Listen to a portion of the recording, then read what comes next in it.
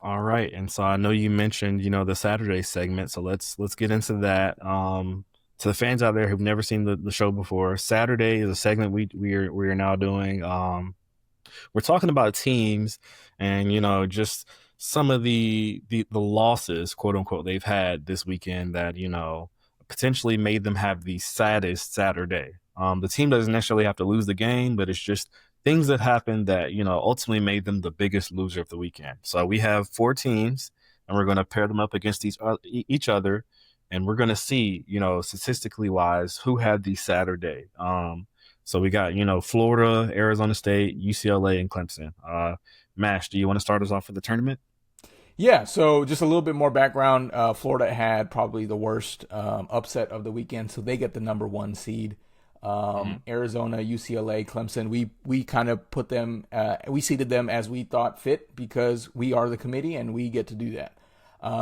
If you have watched the show before, one thing you'll notice is last time we did 8 teams, we went ahead and cut the playoffs in half because we feel like the playoffs was too big.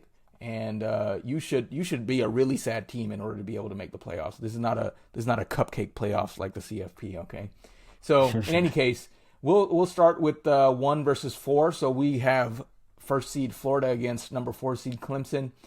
Aaron, I will ask you this: Florida had 11 penalties for 103 yards.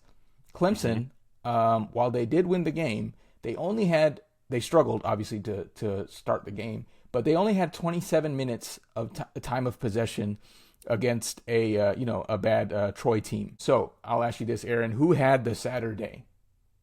Sure. Absolutely. I'm gonna have to go with Florida. 103 yards and penalties. That's crazy. Ultimately, they lost the game in one possession. So I feel like that was a key contributor to why, they're going to win this matchup right here versus Clemson. Clemson still won the game. Okay. All right, and then so we have Arizona State and UCLA seeds 2 and 3. Mm-hmm. Arizona State, their opposing no, sorry, the opposing team only had the ball for 22 minutes.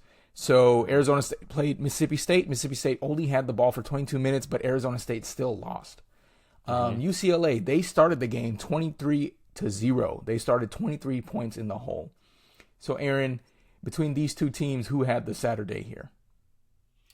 Um, how much is UCLA paying Nico? A I lot. mean, Yeah. a lot, right? And so I'm sorry, but if you're going to have a star and you pay a star that much, I hate to say it, but it doesn't matter how much their supporting guys cast supports them.